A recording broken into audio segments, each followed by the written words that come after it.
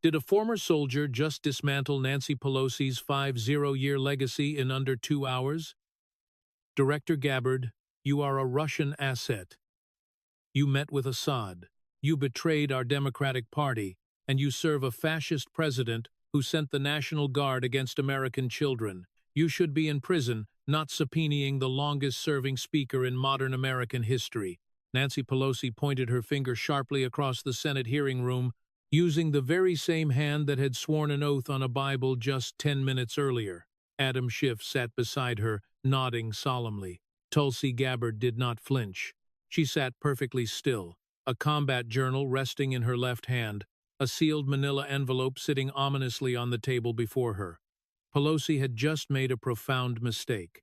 What unfolded over the next 2 hours completely dismantled Nancy Pelosi's legacy on live C-SPAN. You are about to witness the most absolute, clinical, political deconstruction in the history of modern American congressional hearings. The scene was set inside the Hart Senate Office Building, Hearing Room 216, at precisely 1:00 on a Tuesday morning in April. The cameras from C-SPAN and Fox News were rolling live. The viewing galleries had been packed to capacity since 7:00 inches the morning. Half of the audience proudly wore AOC buttons and union shirts, while the other half was comprised of military veterans, Capitol Police widows, and 3 former intelligence officers who had quietly returned to service during the second Trump term. Senator Tom Cotton sat at the center of the dais. To his left was the witness table, where an 5-year-old Nancy Pelosi had just been sworn in, dressed in a cream Armani pantsuit and wearing a signature single strand of 26 pearls that she had worn for 30 years. Adam Schiff sat faithfully beside her as her personal counsel. To Cotton's right sat the second witness, Tulsi Gabbard, 44 years old, wearing a charcoal pantsuit and combat boots barely visible beneath her trouser cuffs. An ODNI lapel pin rested on her jacket. She held a small leather field journal that had traveled in her rucksack across 2 military deployments, and next to it, a manila envelope secured with the official seal of the Director of National Intelligence. Beside her sat Secretary of Defense Pete Hegseth. Just 3 weeks prior, Tulsi had declassified the Inspector General files regarding the 2019 impeachment of Donald Trump. These files revealed that the foundational whistleblower complaint had been constructed on second-hand evidence and heavily biased political witnesses. Consequently, the Senate Select Committee on Intelligence subpoenaed Pelosi, the very speaker who had launched that impeachment, and granted Tulsi the unprecedented authority to cross-examine her. Pelosi's jaw tightened visibly when Chairman Cotton uttered the word cross-examination. "Madam Speaker," Cotton instructed, "you may begin with your opening statement." Pelosi gripped the microphone with both hands. For the ensuing 9 minutes, she spoke with the practiced cadence she had honed over 50 years of press conferences, the rhythm of a politician who knew exactly how to deliver a soundbite for the evening news. Yet, it was also the cadence of a woman who, until that very morning, had never sat in a witness chair under the absolute bind of an oath. She labeled Donald Trump the Mussolini of Mar-a-Lago. She condemned the Republican Party as a death cult parading in the American flag. She claimed the Department of Justice had been aggressively weaponized against her, against Senator Schiff, and against every citizen who had voted against Trump, framing it as a campaign of political revenge, entirely unprecedented in American history. Then, she turned her gaze slowly to lock eyes with Tulsi Gabbard. "Director Gabbard," she stated, her eyes unblinking, "I want to be very clear about who you are. You are not a credible figure in the intelligence community. You spent the last decade defending Bashar Assad, a man who attacked his own children." She accused Gabbard of parroting Russian propaganda to the point that even Mitt Romney labeled her traitorous, noting that the Senate had barely confirmed her in a tight 52-48 vote. "Half this body considers you a national security risk," Pelosi declared, lifting a single finger in accusation. "You met with Assad in 2017, secretly, without authorization. You promoted Edward Snowden, a fugitive who stole classified materials. You sat on Tucker Carlson's couch and questioned American biolabs in Ukraine, repeating Kremlin disinformation word for word." Her finger remained leveled across the room. And now you have weaponized the office of the Director of National Intelligence to declassify documents selectively and conveniently, just to attack the very institutions that protected this country from Donald Trump in 2019. Her voice echoed through the chamber, clearly playing to the progressive half of the gallery who leaned in closer. You are a Russian asset who betrayed the Democratic Party. You met with a war criminal. You should be in prison, and you should not be here questioning me. History will see right through this. Adam Schiff nodded along, just as he had been doing the entire time. A scattered burst of applause erupted from the left side of the gallery, instantly silenced by the heavy strike of Senator Cotton's gavel. "Order in the room," Cotton warned. "Director Gabbard, you may proceed with cross-examination." Tulsi did not reply right away. She simply looked at the sealed manila envelope. She looked at Pelosi. The tension in the room thickened until it was almost breathable. When she finally spoke, her voice was much quieter, much more measured than Pelosi's had been. "Madam Speaker," Tulsi began calmly, "I came here today not to debate. I came to read." She rested her right hand on the envelope and deliberately broke the seal. "If you are listening to this unfold, pay close attention, because you are about to hear what happens when a seasoned soldier armed with hard evidence confronts a career politician bound by an oath." Tulsi withdrew the very first photograph from the envelope and set it flat on the witness table. She didn't slide it toward Pelosi immediately. She allowed the network cameras to zoom in and capture it first. It was a stark booking photo, a mugshot originating from the state of California, Napa County Sheriff's Department. The man in the glaring photograph was an 82-year-old, white male, his hair disheveled in that distinct, chaotic way that only happens at 30 inches the morning in the back seat of a police cruiser. His eyes were bloodshot red, and a booking number was clearly printed across his chest. The man was Paul Pelosi. Pelosi recognized the image a fraction of a second before the camera operators fully focused on it. Her hand instinctively darted to her pearl necklace. The first twist of the thread. "Madam Speaker," Tulsi said, her tone level, "before we discuss the impeachment of 2019, I want to ask you a question about a completely different night. May 28, 2022. Do you remember exactly where you were that night?" I was abroad," Pelosi stammered slightly. "Where, Madam Speaker?" A brief hesitation. "Brussels." "And what were you doing in Brussels?" Tulsi pressed. "I was meeting with NATO leadership, reaffirming the American commitment to the rules-based international order." Pelosi answered defensively. "Could you describe to this committee what you ate that night, Madam Speaker?" Adam Schiff abruptly leaned into his microphone. "Mr. Chairman," the relevance of what the Speaker had for dinner. Tulsi didn't even grant Schiff a glance. She kept her eyes locked entirely on Pelosi. "Madam Speaker, I will gladly tell you what you ate. The State Department per diem records indicate your delegation hosted a lavish working dinner at the Cercle Royal Gallois. The dinner featured 6 courses. There was flowing champagne. There were formal toasts.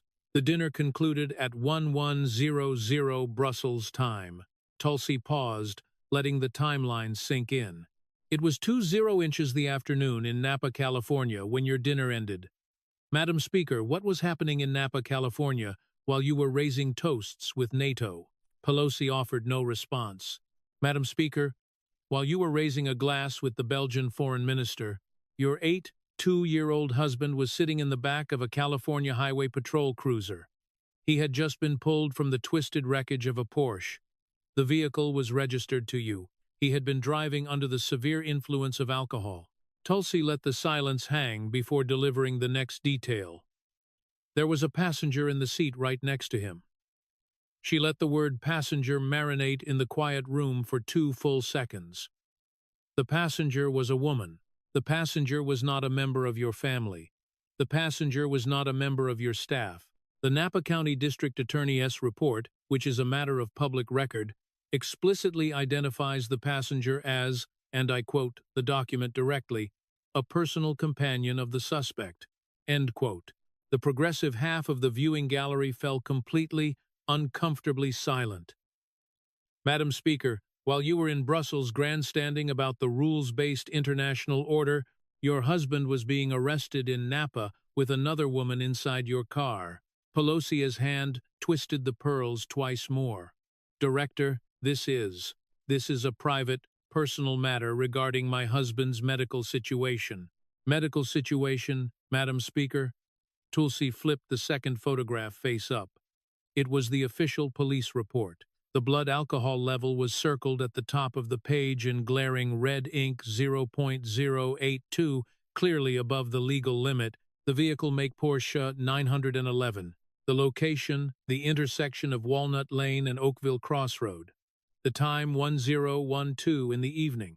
The arresting officers typed narrative, noted that Paul Pelosi had actively attempted to present a card identifying himself as a Department of Defense contractor. He was, in fact, not a Department of Defense contractor.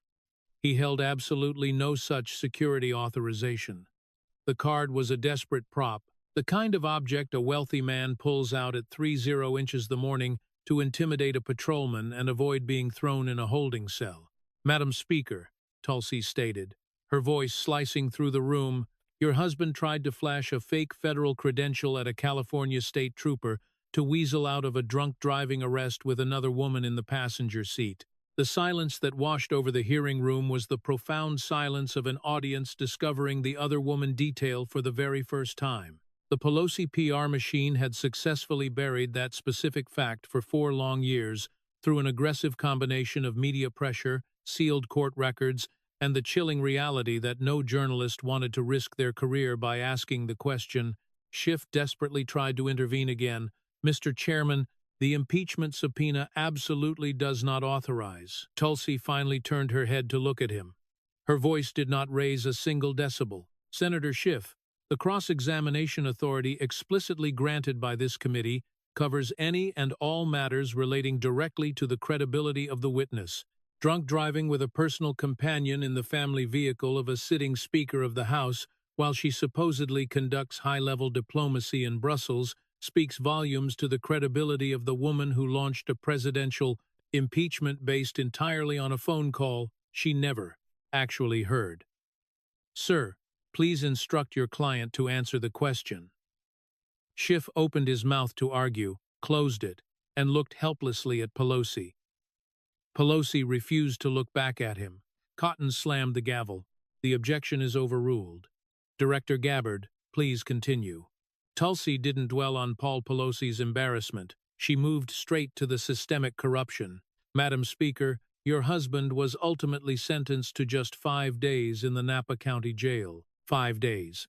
That was framed as the maximum sentence under the law. A law you personally co-sponsored. A law you proudly stood next to Mothers Against Drunk Driving to sign into existence in 2007. However, the actual statutory maximum was 6 months. Tulsi withdrew a third sheet of paper. I have here the record of a blue-collar construction worker in San Joaquin County. He was convicted of a first offense DUI in May of 2022, the exact same month your husband was arrested. This working man served 60 days in jail. He lost his commercial driver's license for an entire year. He lost his stable job at the local rendering plant. His wife subsequently filed for divorce in October. Their 2 young children were forced to move in with his elderly mother in Stockton. He has not been legally allowed to drive a truck since. His name is fully documented in the public court record. She looked deeply at Pelosi.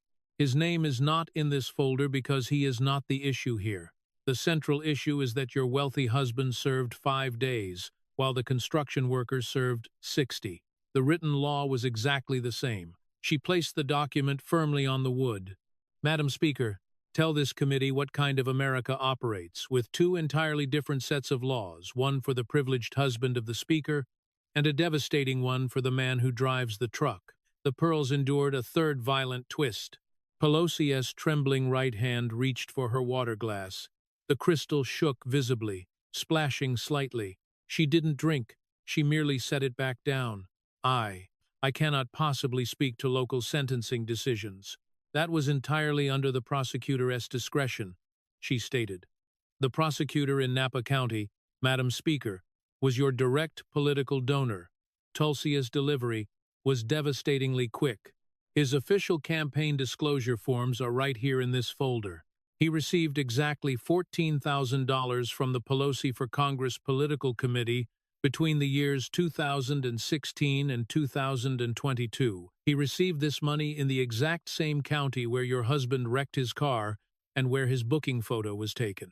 Pelosi briefly closed her eyes. It was only for a half second, but the high-def cameras caught the defeat.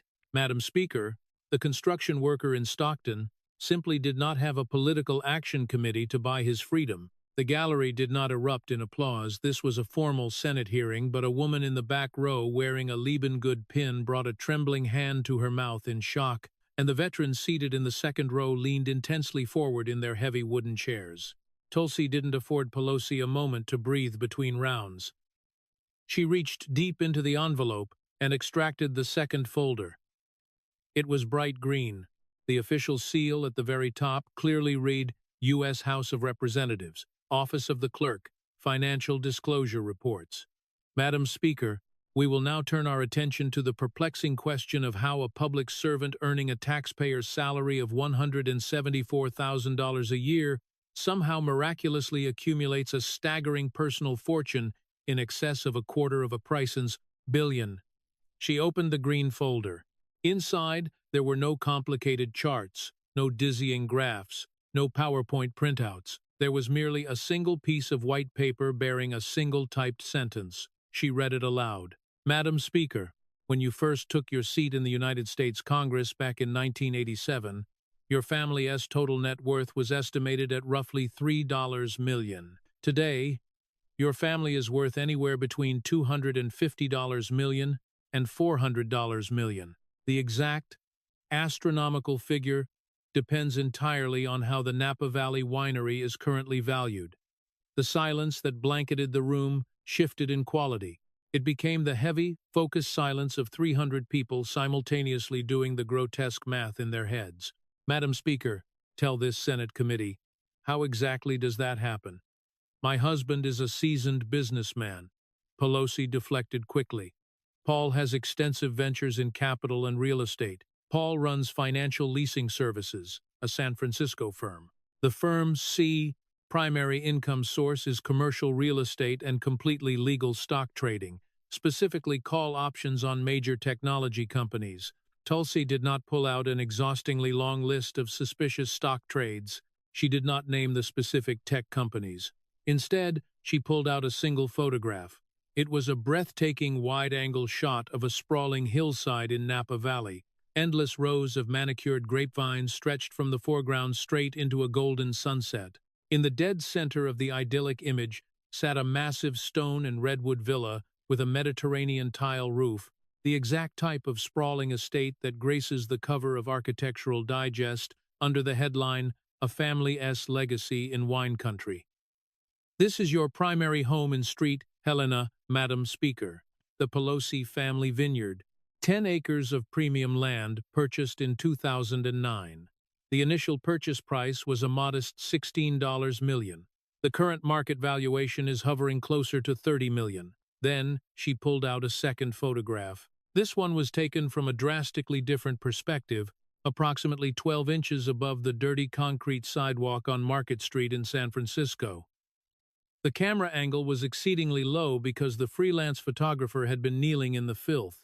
The image captured a frail man wearing a tattered green army field jacket, fast asleep on a bed of flattened, wet cardboard. His worn combat boots were lined up perfectly beside his makeshift bed, a tiny American flag, the exact kind handed out at military funerals, had been carefully tucked into the frayed laces of one boot. Madam Speaker, this is a man named Robert Holcomb. He is 78 years old. He served 2 brutal tours in Vietnam. He was photographed on the corner of Market and 7th Streets on December 18, 2025, just 6 weeks ago. The journalist positively confirmed his identity through his VA medical records. Mr. Holcomb has lived on the unforgiving pavement of Market Street for 3 long years. He sleeps every single night within a mere 40-minute drive of your luxurious $30 million vineyard. Tulsi laid the two wildly contrasting photographs side by side on the witness table, the $30 million villa looming above the vines, sitting adjacent to the forgotten veteran freezing on the cardboard. She didn't need to utter another word about it. The broadcast cameras did all the devastating emotional work. The combat veterans sitting in the second row were no longer leaning forward. They were sitting rigidly, terrifyingly still. Madam Speaker, 6,000 human beings will sleep on the freezing streets of your district tonight. Your home district boasts the highest per capita homelessness rate of any congressional district in the entire United States. The public charity tax records show that you and your husband have donated a total of $3 million to homeless services across an incredibly lucrative 3-8-year career. That figure represents exactly 1% of your vast net worth. The average American household, the very families you consistently claim to champion and fight for, gives 2.1%. The struggling, working folks in your own district give far more proportionally to charity than you do. Schiff, furious, lunged toward his microphone to object. Tulsi snapped her attention to him before he could even speak a word. Senator Schiff, your own public financial disclosure reveals a personal net worth of $16 million, somehow accumulated entirely on a fixed congressional salary. This includes a $1 million vacation home in Burbank that you miraculously purchased just 4 short months after voting favorably on motion picture industry tax credits. Sir, I possess a dedicated folder for you as well. It is resting inside this envelope. It is not on today's official agenda, but I swear to you, if you intervene one more time, I will open it. Schiff froze. He slowly sat back in his chair. He didn't sit back with the resigned posture of a lawyer whose objection had been formally overruled. He sat back with a cold, sinking realization of a man who suddenly understands for the first time in years that he is utterly powerless in the room. The viewing gallery noticed, the rolling cameras noticed, Chairman Cotton noticed, allowing himself a fleeting half-second smirk before returning to an expression of stone. Tulsi pivoted back to Pelosi. Madam Speaker, in 1987, you stood proudly on the floor of the House and stated, and I quote from your maiden speech, "I came here to fight for the working families of San Francisco." End quote. She tapped a finger firmly against the tragic photograph of Robert Holcomb shivering in his Army field jacket on the dirty cardboard. This is a working family, Madam Speaker. He worked, breaking his back, for 31 years as a longshoreman after he returned home from the jungles of Vietnam. His entire pension was wiped out when the Longshoremen's Fund tragically collapsed during the 2008 financial crisis. He has been desperately waiting 14 years for federal pension protection legislation. The Pension Protection Act of 2022, a bill which would have fully restored his rightful payments, passed the Senate with a bipartisan 68-32 vote. It died a quiet death in the House because you, Madam Speaker, flatly refused to bring it to a floor vote. The excuse provided by your office at the time was, and I quote, your communications director, scheduling conflicts with end-of-session business, end quote. Tulsi slowly closed the green folder. Madam Speaker, the man freezing on the cardboard is the working family you solemnly swore you came here to fight for. The sprawling villa in the photograph is what you actually fought for instead. The pearls endured their fourth desperate twist. This time, the friction was too much. A single, gleaming pearl pulled loose from the stressed thread. It hung perilously by a fraying wisp of silk, swinging slightly back and forth. Pelosi, paralyzed, did not notice it. The water glass trembled again, but she dared not reach for it. With all due respect, Director, Pelosi rasped. Paul makes those complex investment decisions. Madam Speaker, Tulsi replied, her voice dropping to a terrifyingly quiet register. Paul Pelosi holds a basic community college degree from the University of San Francisco. He officially retired from financial leasing services in the year 2017. Miraculously, the highly lucrative, perfectly timed stock trades have continued unabated since his retirement. The trades continued during the exact months he was painfully recovering from a horrific hammer attack. The trades incredibly continued during the very weeks he was sitting in a jail cell, Tulsi leaned slightly forward. Madam Speaker, either Paul Pelosi is secretly the absolute greatest institutional investor in modern American financial history, consistently outperforming Warren Buffett every single quarter for 15 consecutive years, while incapacitated in a hospital bed and a jail cell, or someone else entirely is orchestrating these trades, and simply putting his name on the paperwork. She let the devastating accusation hang in the air. Madam Speaker, tell this committee right now who is actually executing the trades in your husband's financial account. Pelosi could not form words. The suffocating silence stretched on for 9 agonizing seconds. C-SPAN's director wisely held the tight, unflinching camera shot on Pelosi's panicked face for all 9 of those seconds. Tulsi then reached for the third folder. It was pitch black. The thick cover bore no official markings. She did not open it immediately. She placed it squarely on the table and rested her open palm heavily upon it. This was the folder Pelosi truly had not seen coming. Madam Speaker, we will now discuss the turbulent events of July 2024. More specifically, the crucial 11 days stretching between July 10th and July 21st. Pelosi's mouth instantly formed a tight, bloodless line. Madam Speaker, on the morning of July 10th, 2024, you initiated a series of highly private telephone calls to key members of the House Democratic Caucus. These urgent calls concerned the faltering candidacy of President Joseph Robinette Biden Jr. The calls actively debated whether he was physically capable of winning in November. The calls aggressively pushed the narrative of whether he should be forced to abandon the race. Exactly 11 days later, on July 21st, President Joe Biden abruptly withdrew. She finally flipped open the black folder. Tucked inside was a massive, intimidating stack of printed phone records. She didn't bother reading them aloud. Madam Speaker, I am not going to bore the room by reading the call logs. I am not going to read the intercepted text messages. I am not going to read the highly sensitive leaked memos from your personal political action committee. The American public is entirely welcome to read those documents themselves. They are now officially entered into the public record of this committee. She pushed the thick stack of papers aside and extracted a single, solitary photograph from the bottom of the folder. I am simply going to ask you to look closely at this picture. She slid the photograph across the polished oak table.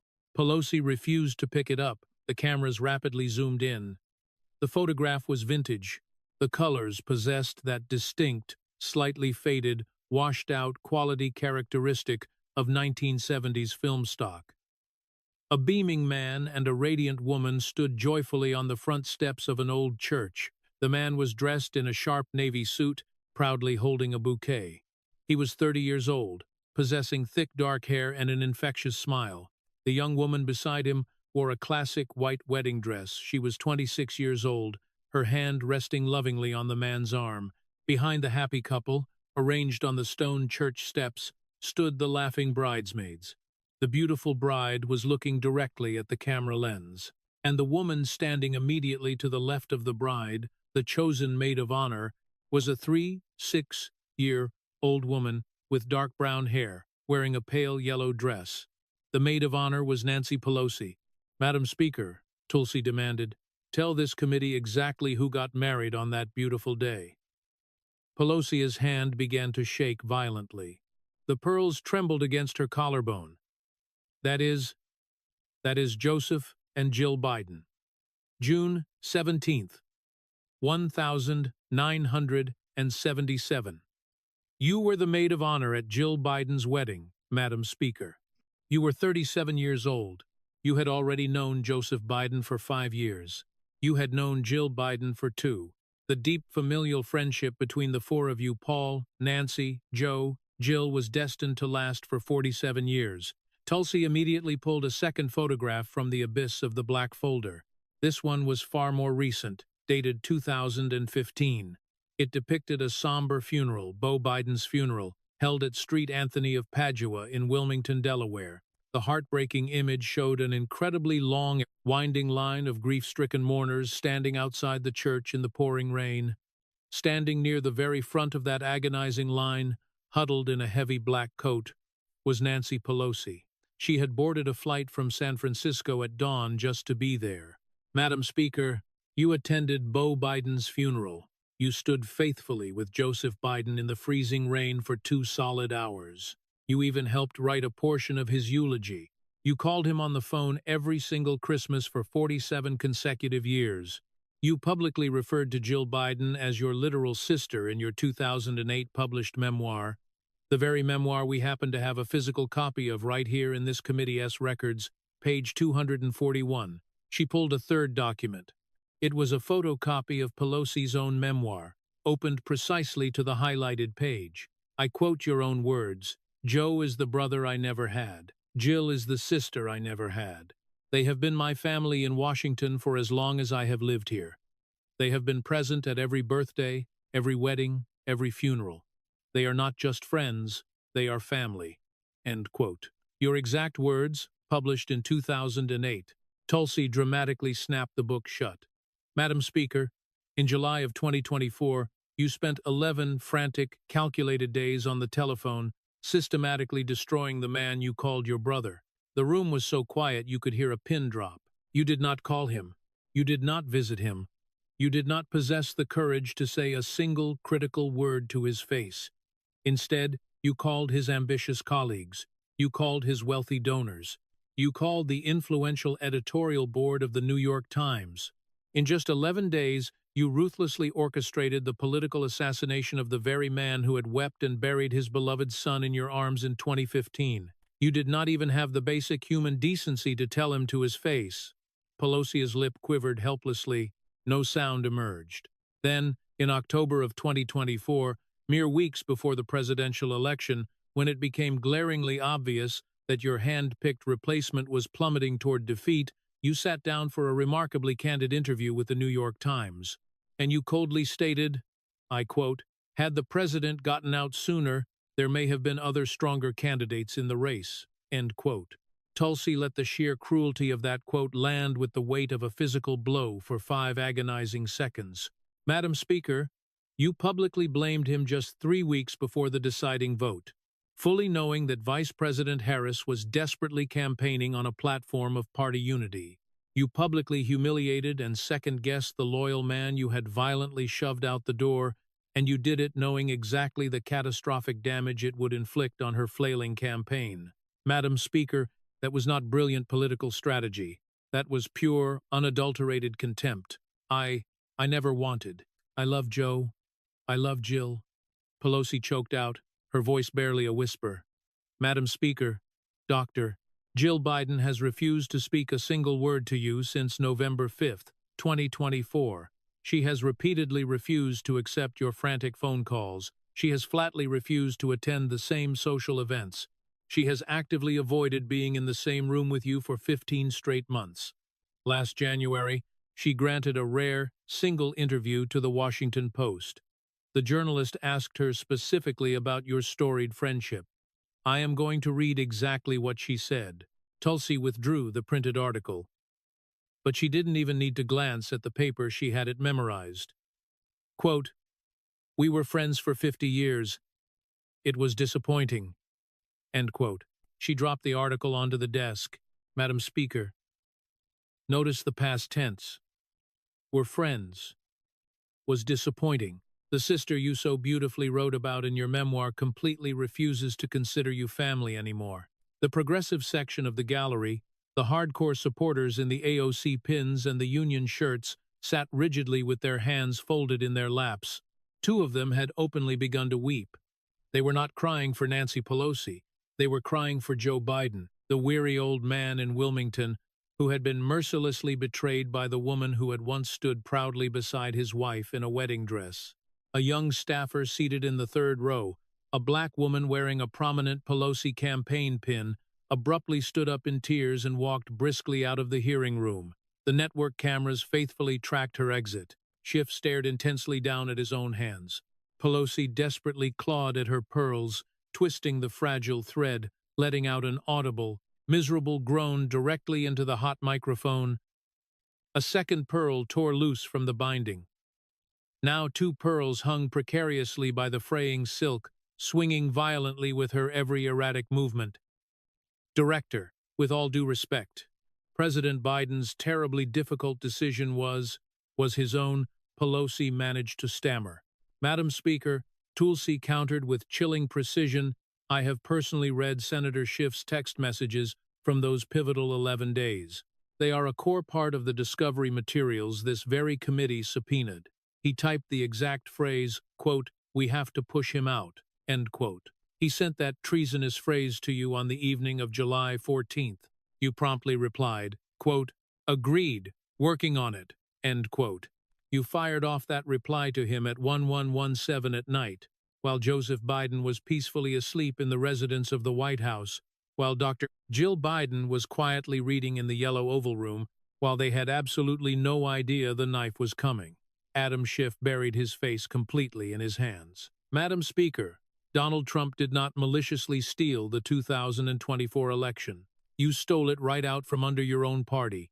You stole it from the very man who wept as he buried his son in your arms. Tulsi moved relentlessly to the fourth folder. It was colored a striking, violent red. The cover was minimally marked State of the Union, February 4th, 2020, joint session. She didn't pull out a dense list of grievances. She pulled out 4 distinct photographs, laying them methodically on the table one by one. The first photograph is a 100-year-old black man confined to a wheelchair. He was proudly wearing his decorated old military uniform. His name was Charles McGee. He had bravely flown 136 harrowing combat sorties during World War II with the legendary Tuskegee Airmen. When he returned home from fighting for freedom, he was told he wasn't allowed to eat at the very lunch counter at the airfield where he had tirelessly trained. He had lived through a century of struggle. He had watched his entire country evolve. On the night this specific photograph was taken, he was sitting honorably in the gallery of the United States House of Representatives, watching the President of the United States proudly announce his long-overdue promotion to the esteemed rank of Brigadier General. The second photograph is a 4-year-old black girl wearing a bright pink dress. Her name was Jania Davis. She lived in a tough neighborhood in Philadelphia. Her devoted mother had painstakingly ironed that pink dress twice that morning. They had taken 2 crowded buses and a long train ride all the way to Washington. They had been told Jania was receiving a scholarship. They had not been told it would be magically announced live on national television. The little girl was sitting joyfully on her weeping mother's lap when the president spoke her name, awarding her a vital federal opportunity scholarship to attend the very school her mother had been sitting on a waiting list for since Jania was a toddler. The third photograph is a battle-hardened Special Forces sergeant proudly wearing his Class A uniform. His name was Townsend Williams. He had just successfully completed his brutal 4th combat deployment to Afghanistan. He had not laid eyes on his beloved wife and 2 young children in 7 long months. The president had secretly arranged for him to walk out from the shadows of the cloakroom and surprise his sobbing family on live television. The breathtaking image shows him being fiercely hugged by his 2 children. His wife has her trembling hand on his back. She isn't even looking at the flashing cameras. She is staring entirely into her husband's face. Up until that very second, she had believed he was still dodging bullets in Kandahar. The fourth photograph is an older, ailing man wearing a formal tuxedo, sitting closely with his wife. His name was Rush Limbaugh. Just 2 days prior to this event, his oncologist had informed him he had stage 4 lung cancer, giving him 6 months, perhaps a year at most, to live. That night, he had attended the State of the Union, having absolutely no idea the president was about to bestow upon him the Presidential Medal of Freedom. His devoted wife was sobbing openly when the heavy medal was placed around his fragile neck. His own hands were violently shaking. He died just 14 months later. Tulsi neatly arranged the 4 photographs in a perfect row across the polished witness table. Madam Speaker, on the historic night these 4 exceptional Americans were honored on the sacred floor of the United States House of Representatives, you stood exactly 8 feet directly behind the President of the United States. And as he triumphantly concluded his speech on live television, directly in front of 40 million viewing Americans, you deliberately ripped the written speech perfectly in half. She didn't bother pulling out the infamous viral photograph of the tearing. She didn't need to. It was burned into the memory of everyone in the room. Madam Speaker, I am not going to waste time asking you why you angrily tore up the speech. You have eagerly answered that question in countless fawning interviews. You have repeatedly claimed it was, quote, the courteous thing to do considering the alternative, end quote. I am going to ask you a very different question. She tapped the photograph of Charles McGee. Madam Speaker, when you violently tore that speech, were you consciously aware that one of the very pages you ripped cleanly in half contained the official announcement of the promotion of a heroic Tuskegee airman to brigadier general? I had not. I had not read the speech in advance. Pelosi stammered defensively. Madam Speaker, you were holding a copy.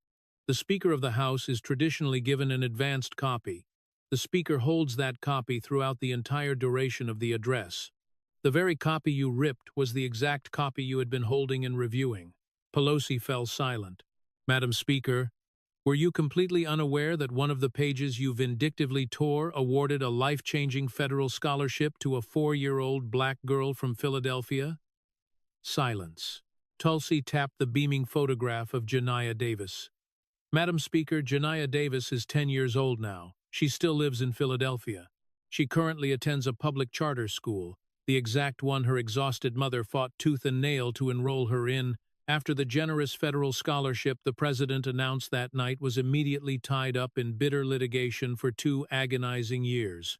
That partisan litigation was aggressively pushed by the District of Columbia and Pennsylvania attorneys general, both loyal Democrats who spitefully challenged the executive authority of the scholarship. Madam Speaker, do you know what little Janiah Davis tearfully asked her mother in March of 2020, just 3 short weeks after that infamous broadcast? Dead silence. She heartbreakingly asked her mother, quote, "Did the lady not want me to go to school?" End quote. She was only 4 years old. She didn't understand the complex concept of a duplicate copy. She didn't grasp the nasty nuances of political theater. She only understood that a powerful woman stood up and angrily tore up the piece of paper that had her name on it. Pelosi stared numbly down at the photograph of the little girl, unable to hold the gaze for long. Tulsi immediately tapped the 3rd photograph. Madam Speaker, Sergeant Townsend Williams, Special Forces, 4th Grueling Deployment. The sacred page you tore contained the beautiful surprise reunion with his desperate family. Were you aware? No response. Tulsi tapped the 4th photograph. Madam Speaker, Rush Limbaugh, Stage 4 lung cancer. The very page you tore proudly contained the Presidential Medal of Freedom announcement. He tragically passed away 14 months later. His grieving widow has spoken publicly about that specific night exactly 1 time, in 2023 on the Mike Gallagher radio program. I am going to read exactly what she said. Tulsi pulled a single crisp sheet of paper from the red folder. Quote, Rush watched the replay of the broadcast that night from his sterile hospital bed. He watched the speech being ripped in half. He slowly turned to me and said, "That woman just tore up the page that gave me a medal." Then he actually laughed, because he was Rush. But I did not laugh. I knew he was rapidly dying, and I knew the incredibly vindictive woman standing behind the president had just torn up the only major public honor my husband would ever receive from the country he deeply loved. He never spoke of the incident again, but I think about it every single day. End quote. Catherine Limbaugh, 2023. Tulsi firmly set the paper down. Madam Speaker, in your vitriolic opening statement today, barely 58 minutes ago, you casually referred to the Republican Party as a literal death cult. You claimed conservative voters were wholly complicit in rising fascism. She swept her hand across the 4 emotional photographs. Madam Speaker, a death cult does not joyfully promote a 100-year-old black military veteran. A death cult does not award a crucial scholarship to a 4-year-old black girl. A death cult does not safely bring a weary sergeant home from Afghanistan to hug his crying children. A death cult does not place a high honor around the neck of a dying man. She locked her piercing gaze onto Pelosi. You performed the absolute only tearing in the entire chamber that night. The pearls gave way to a 5th chaotic twist. 3 more pristine pearls tore violently free of the thread. 5 pearls were now hanging dangerously by the frail silk, swinging visibly with every jagged, terrified breath Pelosi took. Pelosi desperately reached for the water glass with her trembling left hand, while her right hand remained clutched at her throat. The glass made it halfway to her lips before her shaking forced her to stop. She fumbled, setting the glass down too hard. Water sloshed heavily over the rim, spilling wildly across the polished witness table and pooling ominously around the 4 glossy photographs. She made absolutely no motion to wipe it up. Janiyah Davis' bright pink dress in the photograph slowly darkened into a deep crimson wherever the spilled water touched it. Then came the final folder. The kill shot, the one she had lived in absolute terror of for 24 agonizing years. Tulsi methodically reached for the 5th and final folder. It was entirely black, accented with a stark red declassification stripe running diagonally across it. The imposing seal of the Office of the Director of National Intelligence was stamped heavily across the front. The explosive document buried inside had been tightly classified as top secret for 24 long years. She broke the heavy second seal. "Madam Speaker, we will now turn to the dark morning of September 4th, 2002. Pelosi's face morphed into a mask of pure, unadulterated horror. The previous revelations had inflicted political damage. This one threatened utter annihilation. "Madam Speaker, on the brisk morning of September 4th, 2002, you quietly traveled to the heavily guarded headquarters of the Central Intelligence Agency in Langley, Virginia. At that time, you were the powerful ranking Democrat on the House Permanent Select Committee on Intelligence. You sat through an incredibly sensitive classified briefing. That briefing was conducted directly by the Chief Counsel of the CIA's Counterterrorism Center. It lasted for exactly 95 minutes. The sole terrifying subject of that briefing was the brutal interrogation of a captured high-level terrorist named Abu Zubaydah." Tulsi paused, letting the historic gravity settle. "Do you recall exactly what was discussed in that windowless room, Madam Speaker?" I do not recall the specific." Pelosi stammered weakly. "Madam Speaker, with the express direct authorization of the President of the United States, this very committee has fully declassified the official briefing log from that secret meeting. I am holding it right now in my hand. I am about to read it permanently into the historical record." She held up the damning document. The bold top-secret stamp was viciously crossed out in thick red ink. "Madam Speaker, I am going to read you exactly what was discussed in that room. I am going to utilize the precise, clinical language of the official briefing log. I highly suggest you brace yourself." Pelosi froze, paralyzed. At precisely 9:14 inches the morning, the CIA chief counsel formally began the briefing by detailing the covert apprehension of Abu Zubaydah in March of 2002. He described Mr. Zubaydah's extreme resistance to standard interrogation methods. He then clearly described, and the official briefing log uses this exact chilling phrase, "enhanced interrogation techniques to be authorized for use on the subject." End quote. He explicitly listed the brutal techniques. There were 10 of them. The 10th technique, Madam Speaker, was waterboarding. Tulsi did not lift her eyes from the horrifying document. The briefing covered the grotesque application of waterboarding in excruciatingly granular detail. It described the slanted board on which the subject would be tightly strapped, the precise angle at which the cruel board would be tilted, the specific type of cloth that would be placed firmly over the suffocating subject's face, the exact volume of water that would be relentlessly poured, the duration, the terrifying frequency, the strict medical monitoring mandated during the brutal procedure, the explicit distress signs the interrogators were trained to watch for, the emergency procedure for halting the session only if the attending medical officer judged the dying subject was falling into active cardiac distress. She turned the heavy page.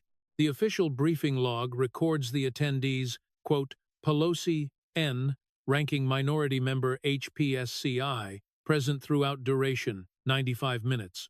Questions raised none. Objections recorded none. Concerns expressed about technique application none." End quote. Tulsi snapped the document shut. "Madam Speaker, the Central Intelligence Agency of the United States brutally waterboarded Abu Zubaydah 83 separate times in the bloody month of August 2002. This horrific waterboarding occurred in direct, glaring violation of the UN Convention Against Torture, which the United States proudly ratified back in 1988. This gruesome waterboarding was described to you in absolute agonizing detail a full month after it began. You sat there, you raised absolutely zero objections, you wrote zero letters of protest. You whispered it to absolutely no one in your supposedly righteous party. You drove home from Langley, and you cowardly did not speak a single word of it for 7 long years. I was assured by legal counsel that the methods Pelosi weakly attempted to deflect, Madam Speaker, in April of 2009, 7 full years later, when this horrifying story finally broke in the public press, you frantically held a massive press conference on live national television with countless reporters standing right in front of you. You stood pompously at a podium right here in this very building. You explicitly said, and I am going to quote your exact televised words, "I was not told that waterboarding was being used. The CIA briefed us on legal opinions, not on actual practices." End quote. She yanked a second document from the black folder.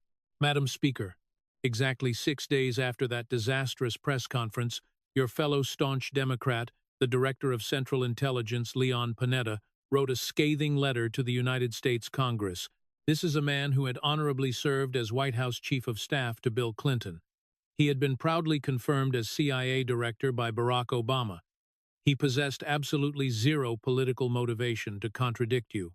He aggressively contradicted you anyway. I'm going to read his damning letter aloud. She held up the typed page for the cameras. Quote, "The CIA records currently in our possession clearly indicate that Speaker Pelosi was briefed on the enhanced interrogation techniques in exhaustive detail in September of 2002. The records are accurate.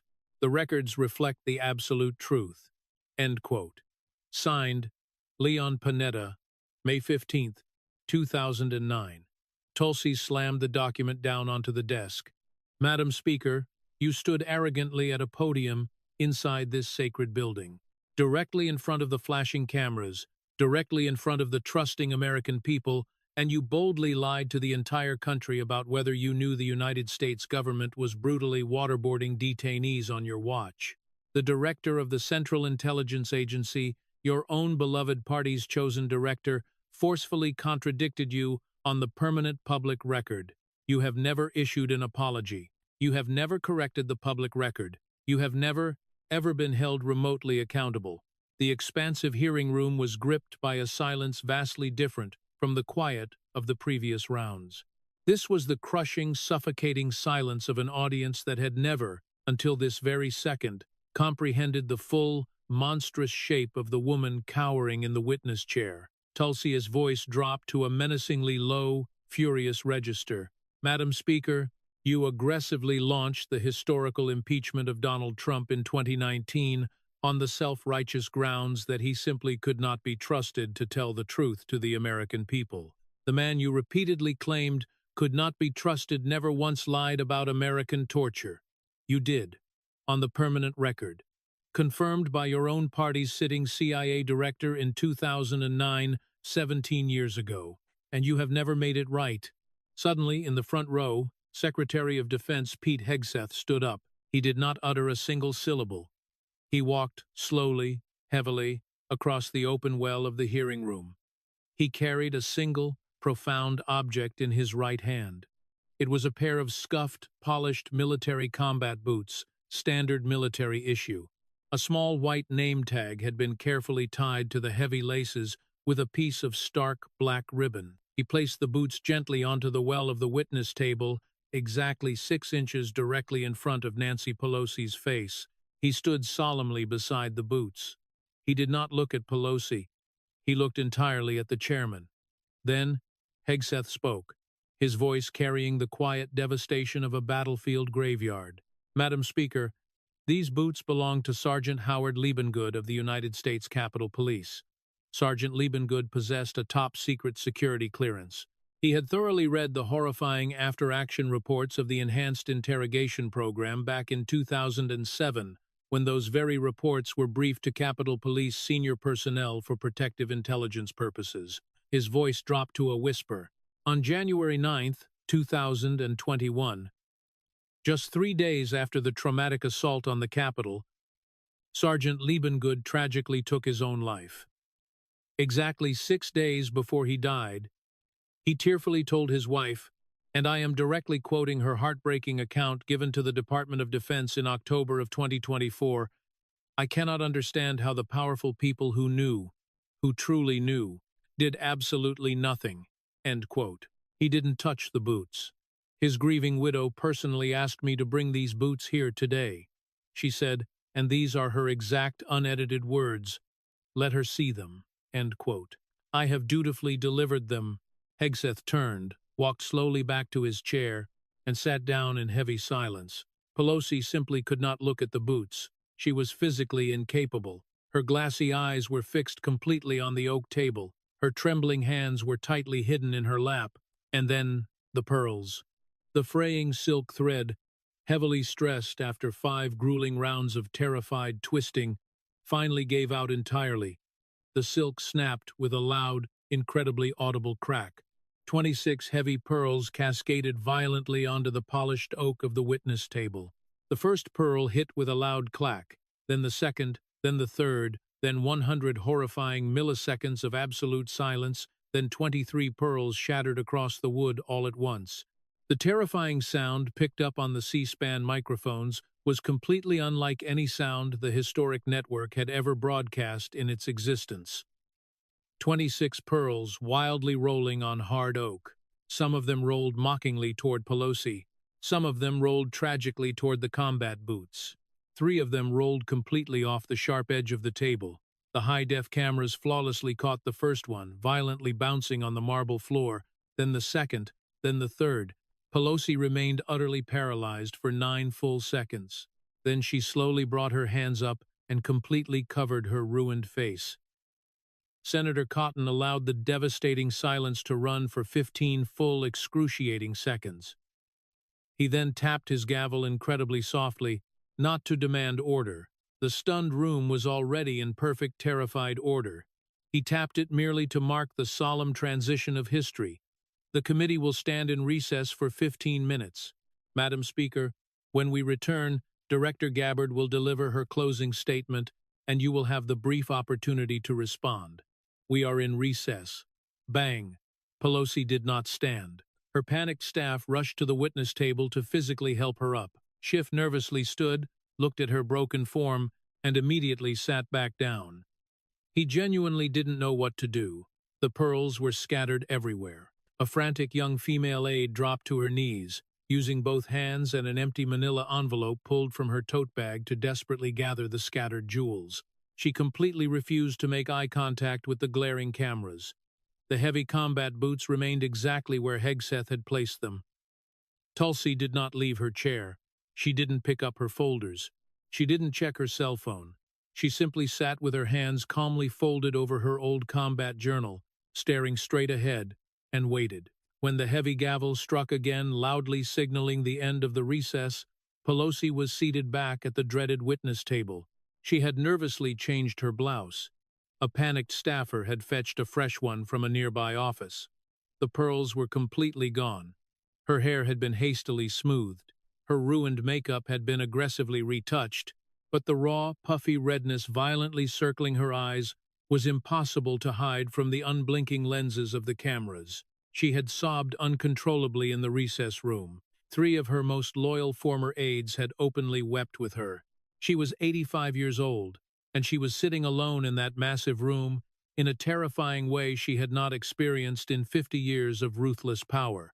Adam Schiff was no longer sitting beside her at the table. He had been quietly replaced by her high-priced personal counsel, a private defense attorney dispatched from Williams and Connolly.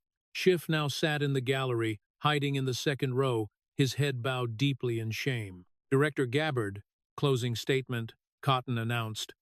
Tulsi stood up tall. She did not approach the witness table. She stood proudly at the D&I table, exactly 20 feet away from Pelosi, and threw her voice powerfully across the silent well of the hearing room. Madam Speaker, I came here today acting as the Director of National Intelligence under the explicit cross-examination authority granted by this body. I came here specifically to ask you about a partisan impeachment you aggressively launched in 2019, an impeachment based entirely on a whistleblower complaint manufactured using flimsy second-hand evidence and deeply politically biased witnesses. Exactly 3 weeks ago, I formally declassified those damning documents. The American people have finally read them. The entire fabricated case for that impeachment, Madam Speaker, has completely collapsed. She paused, letting the reality sink in. I did not come here with the intention of litigating your husband's criminal behavior, or your inexplicable wealth, or your ripped speech, or your toxic friendship with Joseph Biden, or the horrifying briefing you sat through in the dark basement of CIA headquarters in 2002. She paused again, the silence deafening. But you raised the question of credibility, Madam Speaker. In your aggressive opening statement, you confidently called me a Russian asset. You called me a traitor. You stated publicly that I should be rotting in a prison cell. You arrogantly weaponized the supposed credibility of your 40-year political career to completely discredit me before I could even ask a single question. She turned her body slightly, addressing the network cameras directly. The American people listening at home tonight are now fully able to weigh that reckless claim against your own husband's drunk driving with another woman in your car while you toasted to high society in Brussels. They can weigh it against the glaring difference between $3 million and $280 million accumulated on the exact same public salary. They can weigh it against the 11 ruthless days in July when you cold-bloodedly organized the political demise of a man who had wept and buried his own son in your arms. Against the 4 sacred pages you spitefully tore in half on live television simply because you could not bear the fact that the man standing at the podium had your name stitched on his red hat. Against the terrifying morning at Langley when you sat quietly through 95 brutal minutes of waterboarding briefings, only to stand in front of flashing cameras 7 years later and boldly lie about it to the nation, prompting your own party's CIA director to call you a liar on the permanent record. Her voice never rose into a scream. Its calmness was its power. Madam Speaker, I am not going to call you a Russian asset. I am not going to call you a fascist. I am not going to call you a death cult. I am going to give you the exact, precise label that the mountain of evidence inside this folder flawlessly supports. She lifted the empty manila envelope. You are a public servant who mysteriously became a massive private fortune. You are a sister who became a ruthless betrayer. You are a sworn guardian of the Constitution who violently tore the Constitution's most photographed page cleanly in half on live television. You are a sworn witness who lied directly to your own trusting people about the horrific torture conducted in their name. You are a speaker who completely ended an impeachment case 3 short weeks ago when the declassified documents proved unequivocally that the entire case was built entirely on a vicious lie. She gently set the empty envelope down. Madam Speaker, you desperately wanted to put Donald Trump on trial today. Donald Trump is not here. You are. And in just 2 short hours, I have brilliantly made the definitive case against him using your own scattered pearls, your husband's humiliating mugshot, your sprawling Napa winery, the freezing veteran on Market Street, the joyful wedding photograph from June 17th, 1977, the 4 torn pages from February 4th, 2020, the classified briefing log from September 4th, 2002, and Sergeant Liebengood's boots. She stood absolutely still. I proudly quote the sacred text upon which I took my solemn oath. As Director of National Intelligence, the Bhagavad Gita, Satyameva Jayate, truth alone triumphs. Tulsi sat down. For 5 incredible seconds, the massive hearing room produced absolutely no sound. Then, the grieving woman confined to the wheelchair in the back row, Serena Liebengood, the widow, slowly, painfully stood up. The overhead lighting caught the gold star pin gleaming on her chest. Immediately, the hardened veterans sitting in the second row stood up. The entire viewing gallery stood. The cynical press corps stood. Shockingly, half of Pelosi's own progressive supporters slowly stood up. There was absolutely no applause. Applause is highly inappropriate inside a Senate hearing room. There was only the profound, silent standing. 300 people dead, silent on their feet. The ultimate appropriate honor for a brave witness who had unflinchingly delivered the brutal truth under oath. Adam Schiff, cowering in the second row with his head bowed, did not stand. Pelosi's trembling hands remained hidden in her lap. She did not dare look up. Chairman Cotton patiently waited until the silent standing ovation had completely run its historical course. He then tapped the wooden gavel. The committee will officially receive Director Gabbard's submitted documents into the permanent public record. Madam Speaker, you are hereby dismissed. This hearing is adjourned. Bang. The room slowly emptied. The boots remained sitting on the polished witness table. The 4 glossy photographs from February of 2020 had been carefully removed by the court clerk to be preserved for the official record. The spilled water on the table had eventually dried, leaving behind a faint, ghostly stain in the exact shape of a child's pink dress. That evening, C-SPAN completely shattered its single-day historical viewership record by 1100. The haunting image of the Liebengood boots, captured brilliantly by a wire photographer in the empty well of the hearing room, dominated the front page of every single newspaper across the entire country by the following morning. Pelosi's scrambling office issued a terrified brief statement at 6:15 the next morning. The Speaker remains entirely focused on her legacy work and will not respond to partisan political theater. She immediately canceled 4 straight weeks of highly anticipated public appearances. Her panicked staff completely stopped responding to all press inquiries by Thursday. Adam Schiff had cowardly ignored reporters for 72 straight hours. On the crucial 4th day, his highly suspicious financial disclosures were conveniently leaked to Politico. He immediately issued a terse statement, announcing he was officially retiring from politics at the end of his current term. Dr. Jill Biden posted exactly 1 word on social media at 3:42 inches the morning, exactly 6 hours after the explosive hearing concluded truth. She did not post anything else for the rest of the week. At 7:00 the next morning, Defense Secretary Pete Hegseth posted a single profound photograph on the official Department of Defense account. The chilling image depicted the empty wooden witness table, the scattered pearls, the combat boots, and the dried water stain. There was absolutely no caption. The following Monday, Senator Cotton formally announced that the Senate Select Committee on Intelligence would aggressively reopen the 2002 CIA briefing investigation, operating with the full willing cooperation of former Director Leon Panetta, who enthusiastically agreed to testify. Jania Davis' mother granted a single emotional interview to the Philadelphia Inquirer that following Sunday. She confirmed that her 10-year-old daughter had watched the explosive hearing live.